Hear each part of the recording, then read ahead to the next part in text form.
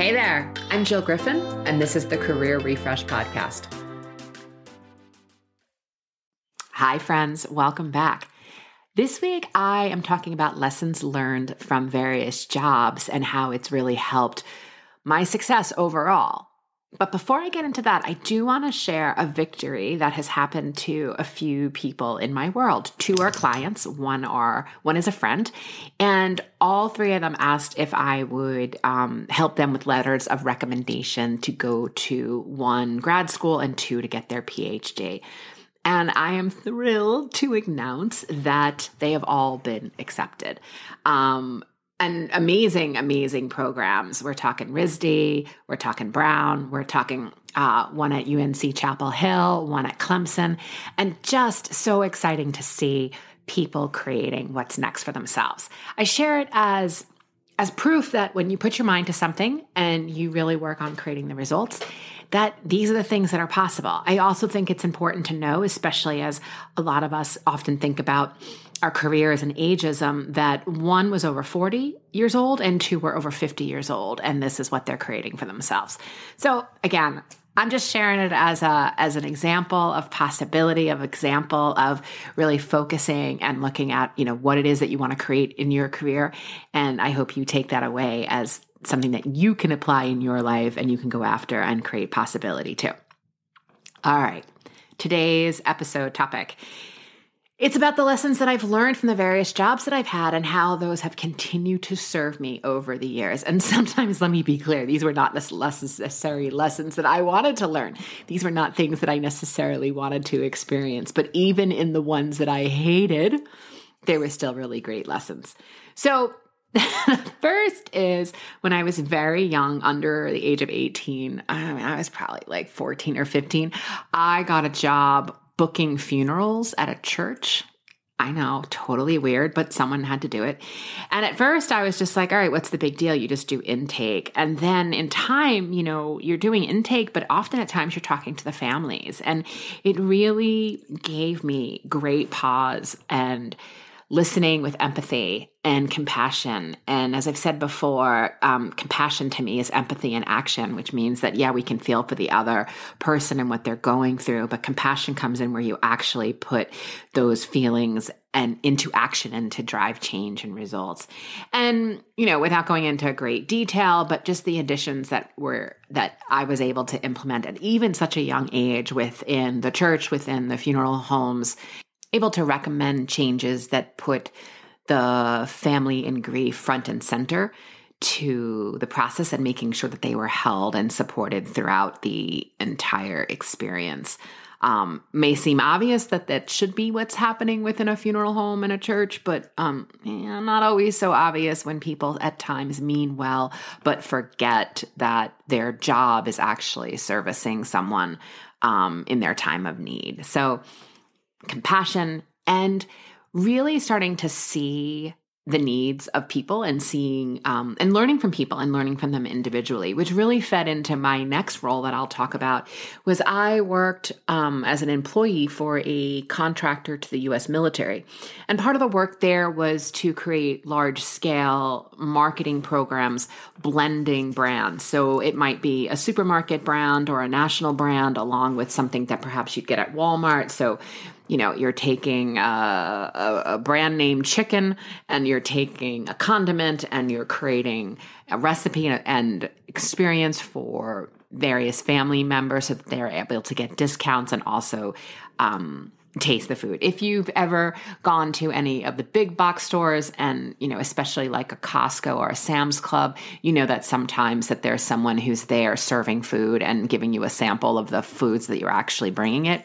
It was that type of work, but at a level in which we were actually preparing the food and mixing the two things together. My role was to oversee the staff who was doing that at some 20 to 30 U.S. military bases, which was also an amazing experience to get to go around these various bases and really meet the people in the local communities. It taught me a lot. I had enormous respect for military to begin with, but it also taught me a lot around the families that are left here while their loved ones and family members go mostly overseas to serve in the military, and really how that remaining family works to survive. And one of the things is obviously feeding the family and having community, having them come out. So it really helped me see people and see their needs and not just see them as stereotypes. I think in marketing, we often do a lot of psychographics and we try to create personas of who people are. And I think this work really gave me a deeper level of understanding. And it also gave me an understanding of like clarity, I would say, more than understanding, that for me, being of service and giving back was going to be a theme throughout my life. Later, it helped me find an opportunity to volunteer with Gold Star families, who are families who have lost a loved one in the act of war, and then to help those families individually and volunteer with those organizations. So, just summing that up, giving back, seeing people on an individual level, not seeing them as a stereotype, as a persona, but really learning from people's needs individually. The next role that I think is notable is I worked at Atlantic Records, and that was about the power of networks and networking. It was so important to be able to network not only with club owners and managers, but also to network with, if we were creating a production or video, making sure that you had those various editors and sound producers readily available to you. And that power of knowing that you were going to do favors for people, and that if you last minute had a gig that needed to be recorded or something that needed to be done, you also had that power of network and networking, which was vital and still is vital in our careers, right? The other thing that it taught me was, I would say, the skill of equality, where you're working with celebrities and you're seeing people who are topping the charts each week, and they're sitting in the conference room with you. And this idea that, talent is treated with respect, but so is everybody else in the organization. So is everybody else that was working and servicing the account. And I think where it was really amazing is the man that I worked for made sure that everybody was equally treated, but it was also, I remember there was one night where I was working late. I mean, it's the record industry, right? So I walked down the hall to get myself a Diet Coke, and I'm putting coins into the machine, and I turn and it's Tori Amos, and she's standing in the kitchen and she's short change. And I'm probably 22, 23 years old.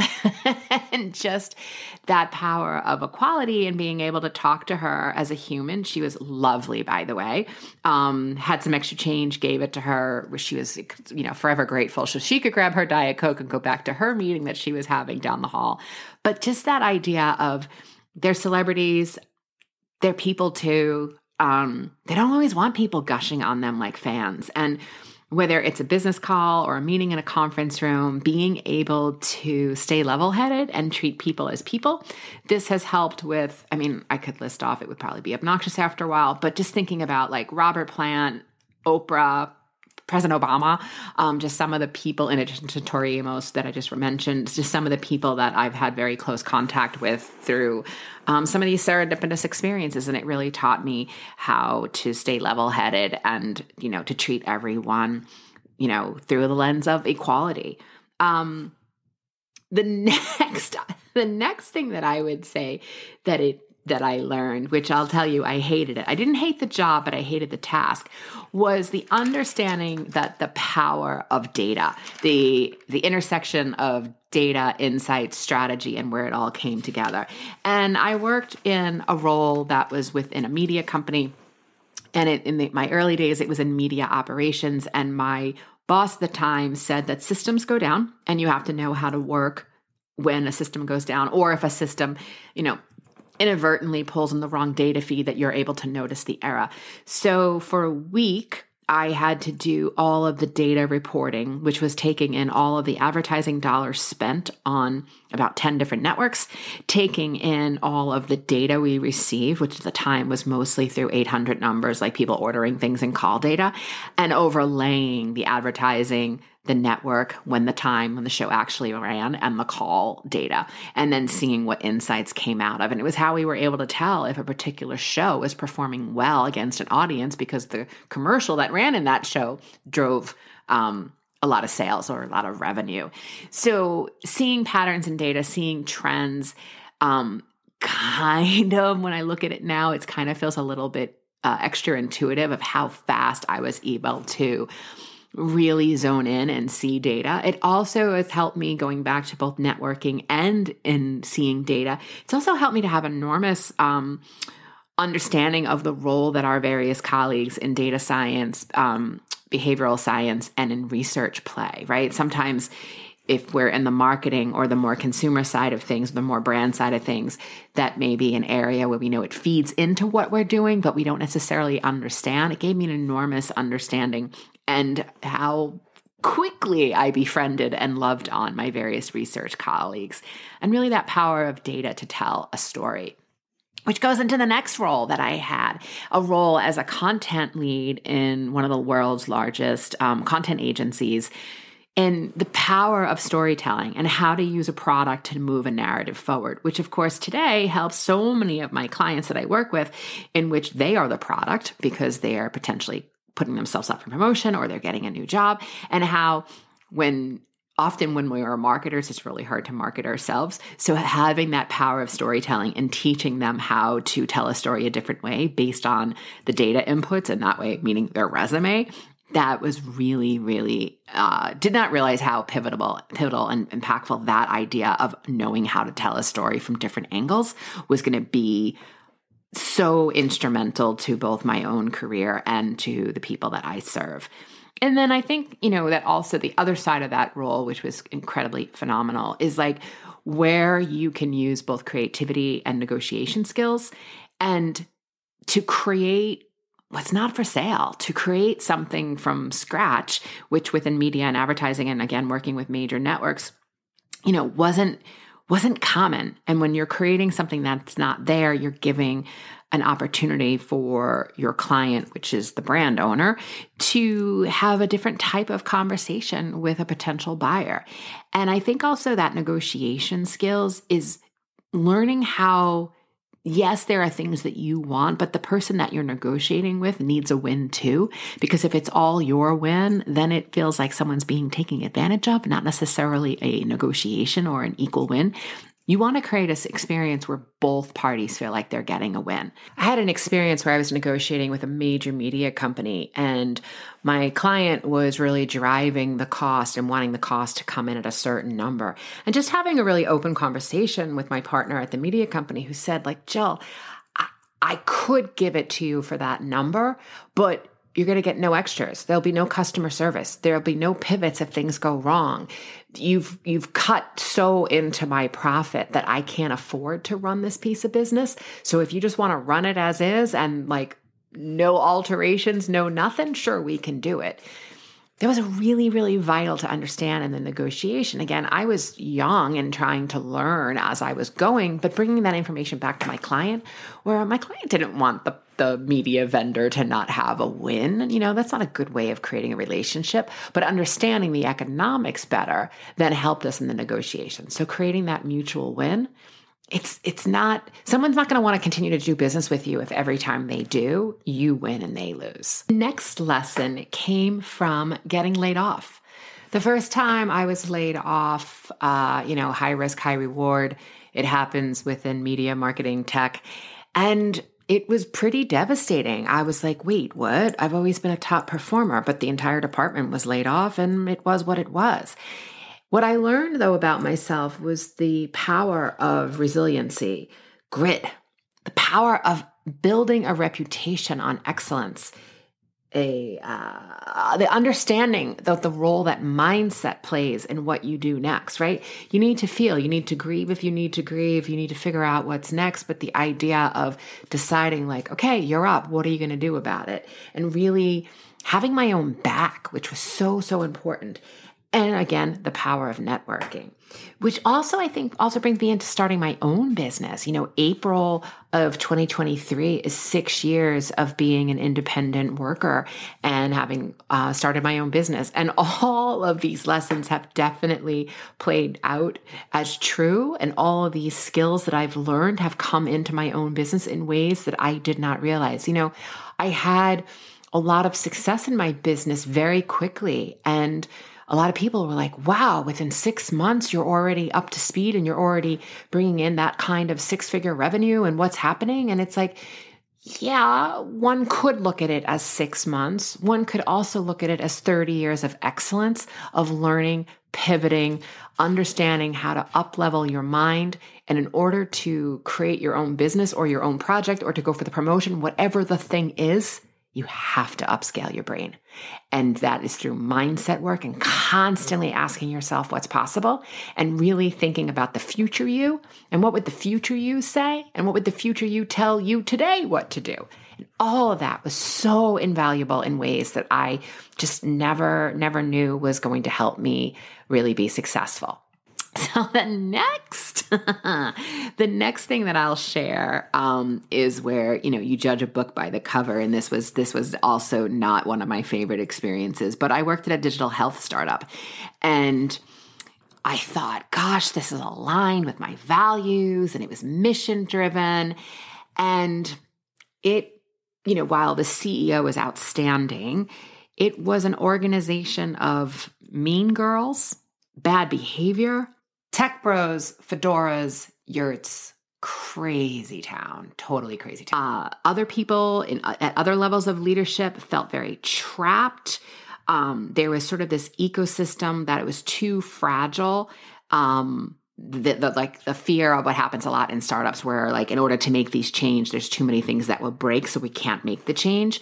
And I eventually left. But that idea of thinking that just because something was mission driven, that it was going to be aligned to my values. And it wasn't. The mission was absolutely aligned to my values. There were absolutely people there that we had shared values, but that just because something is nonprofit or mission driven doesn't mean that it is strategic, innovative, collaborative, or respectful.